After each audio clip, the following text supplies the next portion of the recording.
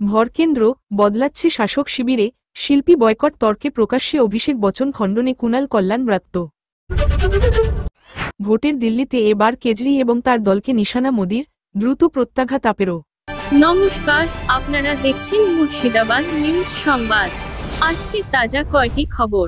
অভিষেক প্রশ্ন তুলেছিলেন, দলের তরফে কোনো বিজ্ঞপ্তি জারি হয়েছিল কিনা। শুক্রবার একাধিক গ্রুপে সেই সংক্রান্ত নির্দেশিকার হোয়াটসঅ্যাপ স্ক্রিনশট প্রকাশ্যে এসেছে। একদা ক্যামাক স্ট্রিটগামী নেতারা ক্রমশ কালীঘাটমুখী হচ্ছেন। কালীঘাটপন্থী যে নেতারা মাঝে ক্যামাক স্ট্রিটের খুল্লমখুল্লা প্রশংসা করতেন, তারা ফিরছেন পুরনো অবস্থানে। নতুন বছরের সবে 3 দিন কেটেছে, সমাপতন, কিন্তু বছর ববলের সঙ্গেই স্পষ্ট হয়ে যাচ্ছে শাসক তৃণমূলের অন্দরে ভরকেন্দ্র বদল। সৌজন্যে শিল্পীদের একাংশকে বয়কট করা সংক্রান্ত বিতর্ক। আরজি কর পর্বে সরকার তথা মুখ্যমন্ত্রী মমতা বন্দ্যোপাধ্যায়ের সমালোচনা করা শিল্পীদের বয়কটের ডাক দিয়েছিলেন তৃণমূলের রাজ্য সম্পাদক কুণাল ঘোষ। বৃহস্পতিবার সেই প্রসঙ্গে দলের সর্বভারতীয় সাধারণ সম্পাদক অভিষেক বন্দ্যোপাধ্যায় স্পষ্ট করে দিয়েছিলেন, কুণালের বক্তব্য দলের অবস্থান নয়। 24 ঘণ্টার মধ্যে দেখা গেল, কুণালের পাশে দাঁড়ালেন প্রবীণ তৃণমূল সাংসদ কল্যাণ বন্দ্যোপাধ্যায়। কৌশলী মন্তব্য করেছেন শিক্ষামন্ত্রীর ব্রাত্য বসু, যার মর্মার্থ মমতার মতোই তার পথ। পাশাপাশি সাংস্কৃতিক অনুষ্ঠানে শিল্পীচয়ন সংক্রান্ত বিভিন্ন স্তরে দলীয় বার্তার প্রমাণ হিসাবে হোয়াটসঅ্যাপ গ্রুপের একাধিক স্ক্রিনশট প্রকাশ্যে এসেছে, যা নিয়ে নতুন করে শোরগোল শুরু হয়েছে তৃণমূলের অন্দরে। প্রসঙ্গক্রমে চলে এসেছে আরজি কর কাণ্ড। সেই পর্বে সরকার এবং শাসক দল যখন কোণঠাসা, তখন তৃণমূলের হয়ে যারা সরব ছিলেন, তাদের মধ্যে কুণাল অন্যতম। কল্যাণও বিভিন্ন মন্তব্য করে কুণালের তালে তাল ঠুকেছিলেন। তা মনে করিয়ে দিয়ে শুক্রবার কল্যাণ বলেছেন, আরজি কর পর্বে তো অনেককে কথাই বলতে দেখা যায়নি। যা বলার কুণাল বলতো, আর আমি বলতাম। তৃণমূলপন্থী জুনিয়র ডাক্তারদের প্রসঙ্গ টেনেছেন কল্যাণ। শ্রীরামপুরের সাংসদের কথায়, আমাদের ছেলেদের ধরে ধরে সাসপেন্ড করেছিল। কুণাল ওদের পাশে দাঁড়িয়েছিল, আর আমি মামলা লড়েছি, তখন কেউ ছিল না। শিল্পীদের একাংশকে বয়কটের আহ্বান প্রসঙ্গে অভিষেক আরজি করের প্রসঙ্গ তুলেছিলেন। তাৎপর্যপূর্ণ ভাবে শুক্রবার আরজি কর পর্বের উল্লেখ করে কুণাল দলের সর্বভারতীয় সাধারণ সম্পাদকের সম্পর্কে বলেছেন, অভিষেক বন্দ্যোপাধ্যায় ওই সময়টায় বাইরে ছিলেন। কারণ নিয়ে বিতর্ক থাকলেও এটা ঠিক যে, আরজি কর আন্দোলন পর্বে অভিষেক সেভাবে সক্রিয় ছিলেন না। তিনি সক্রিয় হয়েছিলেন শুধু 14 অগাস্ট মেয়েদের রাত দখল অভিযানের পরে রাতে আরজি করে ভাঙচুরের ঘটনায়। তৃণমূল ছাত্র পরিষদের প্রতিষ্ঠা দিবসের কর্মসূচিতে অভিষেক প্রকাশ্যেই রাত দখল অভিযানকে শ্রদ্ধা জানিয়েছিলেন। অভিষেক বাইরে ছিলেন বলে কুণাল শুক্রবার সেটাই মনে করিয়ে দিতে চেয়েছেন।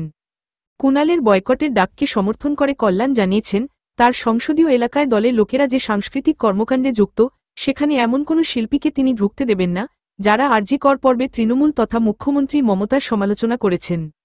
কল্যাণের কথায়, আমাদের সমস্ত আবেগ মমতাদিকে ঘিরে, তাকে যারা অসম্মান করেছেন, সেই শিল্পীদের কেন ডাকতে যাব?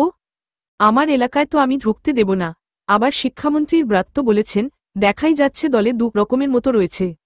আমাদের দল রেজিমেন্টেড নয়, অনেক খোলামেলা, তাই কেউ কারো কথা বলতেই পারেন।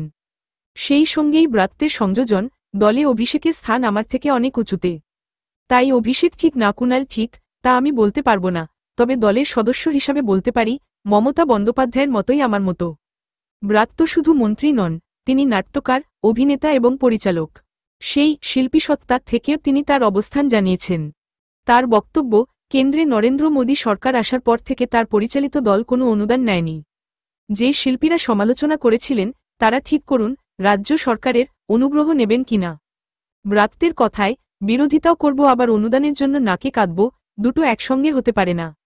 কিন্তু শিল্পী বয়কটের প্রশ্নে মমতার অভিমত কি, এ বিষয়ে তৃণমূল নেত্রীর কোনো মন্তব্য বা বিবৃতি এখনও প্রকাশ্যে আসেনি। তবে কল্যাণের মতো টানা 4 বারের সাংসদ দলের সর্বময় নেত্রীর অনুমোদন ব্যতিরেকে এমন বলছেন, এ কথা তৃণমূলের কেউই প্রায় বিশ্বাস করছেন না। বৃহস্পতিবার অভিষেকের বক্তব্যের পাল্টা কুণাল বলেছিলেন, মমতাদি বলে দিন, আমি ভুল বলছি, মেনে নেব। শুক্রবার পর্যন্ত মমতা বলেননি, কুণাল ভুল বলেছেন। যে দিন ব্রাত্য বললেন, মমতার মতামতই তার মতো। ঘটনাচক্রে ঠিক 1 বছর আগে অভিষেকের নবীন তত্ত্বের পক্ষে দাঁড়িয়ে প্রবীণদের বিঁধেছিলেন কুণাল। কথায় কথায় তিনি বলতেন, মমতা বন্দ্যোপাধ্যায় আমার নেত্রী, অভিষেক আমার সেনাপতি।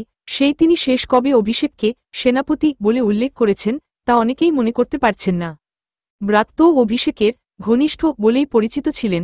2023 সালের শেষ দিকে অভিষেক যখন সংগঠন থেকে নিজেকে গুটিয়ে রেখেছিলেন, নিজেকে ডায়মন্ড হারবারের মধ্যে সীমাবদ্ধ রেখেছিলেন, তখন যে কয়েকজন নেতা তাকে বোঝাতে দৌত্য চালিয়েছিলেন তাদের মধ্যে ব্রাত্য এবং কুণাল ছিলেন অন্যতম। একটা সময়ে অভিষেকের বিমানে তার সফরসঙ্গী হয়েছিলেন ব্রাত্য, আবার কল্যাণ একটা সময়ে অভিষেককে অপছন্দ করলেও পরে তার ঢালাও প্রশংসাও করেছেন। তিনিও শিল্পী বয়কট বিতর্কে অভিষেকের বক্তব্যকে খণ্ডন করে কুণালের পাশে দাঁড়িয়েছেন। সেই সূত্রেই শাসক শিবিরে ক্ষমতার ভরকেন্দ্র বদল নিয়ে আলোচনা আরও জোরালো হয়েছে। কুণাল, কল্যাণ এবং ব্রাত্যকে তার সূচক বলে মনে করা হচ্ছে।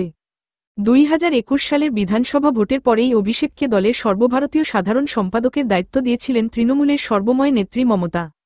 তারপরে অভিষেক বর্ণিত এক ব্যক্তি এক পদ, রাজনীতিতে অবসরের ঊর্ধ্বসীমা সহ একাধিক তত্ত্ব নিয়ে তৃণমূল আলোড়িত হয়েছে। প্রবীণ নেতাদের অনেকেই প্রকাশ্যে অভিষেকের তত্ত্বের উল্টো মতামত জানাতেন। সেই সময় অভিষেকের তত্ত্বকে প্রতিষ্ঠিত করতে ব্যাট ধরতেন কুণাল। এই সব ঘটনাপ্রবাহে কোন নেতা কোন ঘাটে তড়ি বেঁধেছেন তা নিয়ে স্পষ্ট ধারণা ছিল তৃণমূলের অন্দরে, কিন্তু সাম্প্রতিক সময়ে তাতে বদল হয়েছে। শিল্পী বয়কট বিতর্ক যা প্রকট করে দিয়েছে। তবে দলের প্রবীণ নেতাদের একাংশ বলছেন তৃণমূলে চিরকাল একটাই ভরকেন্দ্র, সেই ভরকেন্দ্রের নিউক্লিয়াসের নাম মমতা বন্দ্যোপাধ্যায়, বাকি সকলেই তার আলোয় আলোকিত। বৃহস্পতিবার অভিষেক প্রশ্ন তুলেছিলেন, শিল্পীদের বয়কট করার প্রসঙ্গে দলের তরফে কোনো বিজ্ঞপ্তি জারি হয়েছিল কিনা। শুক্রবার একাধিক গ্রুপে সেই সংক্রান্ত নির্দেশিকার হোয়াটসঅ্যাপ স্ক্রিনশট প্রকাশ্যে এসেছে, যেখানে লেখা রয়েছে সাংস্কৃতিক অনুষ্ঠানে শিল্পী বাছাইয়ের ক্ষেত্রে মন্ত্রী ইন্দ্রনীল সেনের সঙ্গে কথা বলে নিতে হবে। সঙ্গে ইন্দ্রনীলের হোয়াটসঅ্যাপ নম্বরও রয়েছে, যাকে দলীয় স্তরের নির্দেশ হিসাবেই দেখাতে চাইছে কুণাল শিবির। উত্তর কলকাতার একটি গ্রুপে এক কাউন্সিলর সেই বার্তা দিয়েছেন, আবার একই বার্তা এসেছে অন্য একটি গ্রুপে অন্য একটি নম্বর থেকে। সেই নম্বর সেভ করা রয়েছে একজনের নামে, পাশে পরিচয় PS ববিদা, যা দেখে অনেকের অনুমান এই উদ্যোগের নেপথ্যে পুরমন্ত্রী তথা কলকাতার মেয়র ফিরহাদ হাকিমও রয়েছেন। প্রথমত, যিনি কালীঘাটের আস্থাভাজন হিসাবে পরিচিত, দ্বিতীয়ত, যার সঙ্গে অভিষেকের সম্পর্ক মসৃণ নয়। কেজরির নাম না করে মোদি বলেন, অন্না হজারের আন্দোলনকে সামনে রেখে কিছু কট্টর বেইমান ক্ষমতায় এসেছিল, তারাই এই আপদের সৃষ্টিকর্তা। আপ নয়, আপদ। দিল্লির বিধানসভা ভোটের প্রচারের সূচনা করে শুক্রবার এই ভাষাতেই সেখানকার আম আদমি পার্টি আপ সরকারকে নিশানা করলেন প্রধানমন্ত্রী নরেন্দ্র মোদী। অশোক বিহারের রামলালা ময়দানে বিজেপির জনসভায় তার মন্তব্য, আপ নামের এই আপদ গত 10 বছর ধরে দিল্লিকে বিপর্যস্ত করে দিয়েছে। আপ প্রধান তথা দিল্লির প্রাক্তন মুখ্যমন্ত্রী অরবিন্দ কেজরিওয়াল এবং তার দল দ্রুত মোদীর অভিযোগের জবাবও দিয়েছে শুক্রবার। বিজেপির জনসভা থেকে নাম না করে ব্যক্তি কেজরিকেও নিশানা করেন মোদী। বলেন, অন্না হজারের আন্দোলনকে সামনে রেখে কিছু কট্টর বেইমান ক্ষমতায় এসেছিল, তারাই এই আপদের সৃষ্টিকর্তা। সেই সঙ্গে মুখ্যমন্ত্রী থাকাকালীন কেজরির বাসভবন সংস্কারে বিপুল ব্যয় নিয়েও খোঁচা দেন মোদী। বলেন, আমি 4 কোটি গৃহহীনকে ঘর দিয়েছি, চাইলে নিজের জন্য ওর কেজরি মতো শীষমহল বানাতে পারতাম, কিন্তু তা করিনি। প্রসঙ্গত, 2023 সালে কেন্দ্রীয় স্বরাষ্ট্র মন্ত্রক দিল্লির তৎকালীন মুখ্যমন্ত্রী কেজরির বাসভবন সংস্কারে বিপুল ব্যয় ঘটনা নিয়ে সিবিআই তদন্তের নির্দেশ দিয়েছিল। সে সময় দিল্লির সিভিল লাইনে কেজরি তার বাসভবনের সংস্কার ও সৌন্দর্যায়নের জন্য 45 কোটি টাকা খরচ করেছেন বলে অভিযোগ তুলে স্বরাষ্ট্র মন্ত্রকে চিঠি লিখেছিলেন দিল্লির লেফটেন্যান্ট গভর্নর বিনয় কুমার সাক্সেনা। সেই প্রসঙ্গ তুলেই কেজরিকে নিশানা করেন মোদী। রামলীলা ময়দানের মোদীর সভার পরেই প্রত্যুত্তর এসেছে আপের তরফে। দলের নেতা তথা দিল্লির মন্ত্রী সৌরভ ভরদ্বাজ শুক্রবার বলেন, একজন প্রধানমন্ত্রীর এমন মন্তব্য তার পদের গরিমার সঙ্গে সঙ্গতিপূর্ণ নয়। গত 10 বছর দিল্লির অর্ধেক কাজের ভার ছিল আমাদের হাতে, বাকি অর্ধেক কেন্দ্রের হাতে।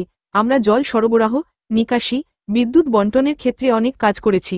সৌরভের অভিযোগ, কেন্দ্রীয় স্বরাষ্ট্র মন্ত্রকের অধীনস্থ দিল্লি পুলিশ আইনশৃঙ্খলা রক্ষা এবং অপরাধ নিয়ন্ত্রণে পুরোপুরি ব্যর্থ।